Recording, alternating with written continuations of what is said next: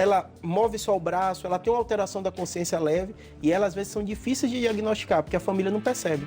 E como que a gente consegue, doutor? Como a gente consegue identificar o que é e que é uma doença? Perfeito. Primeiro, prejuízo. Se começa a dar prejuízo, procura. Porque todos os outros casos que eu falei também são doenças. Por exemplo, né, transtorno de déficit de atenção, mesmo do adulto, pode ser tratado, pode gerar um prejuízo, né? Essas outras causas metabólicas. Então, o médico vai ouvir sua história, vai ver os comemorativos que tem e aí vai partir para a investigação. Às vezes, no consultório é comum a gente não saber o que se trata. Porque nem sempre consegue filmar, né? Então a pessoa descreve para você, você tem que imaginar o cenário e muitas vezes você faz um exame que a gente chama, às vezes, vídeo EG. A pessoa vai no hospital, fica como se fosse internada com a câmera e os fios para a gente ver como acontece aquilo. Porque muitas vezes a pessoa fala várias vezes por dia.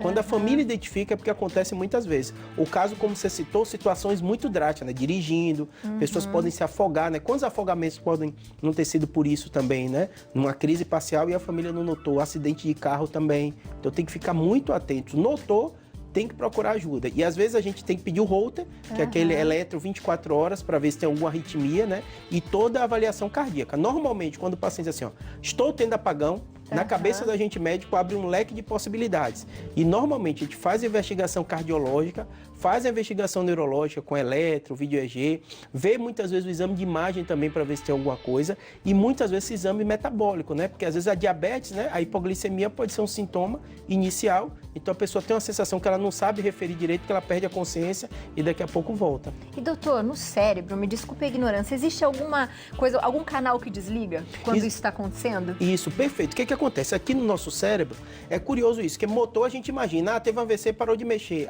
parou de mexer o rosto, né? Isso é muito comum, mas o cérebro também é só pela consciência. Então tem locais, tanto no tronco cerebral, vou dar exemplo que você vai entender. Quando a gente dorme e a gente sonha, o cérebro é desligado da parte motora, então a gente sonha correndo, a gente e fica paradinho. Tem animais, né, como o gato, né, às vezes ele se movimenta durante o sono. Então esse desligar que você fala acontece quando a gente dorme.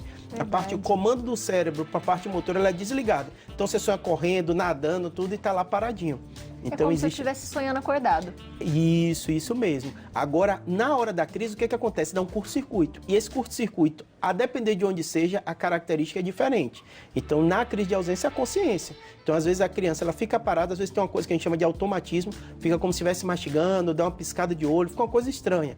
E os pais, às vezes, não sabem o que é. Acham, será que ela está isso e aquilo? E, às vezes, o neuropediatra tem que fazer esses exames para chegar ao diagnóstico. E isso é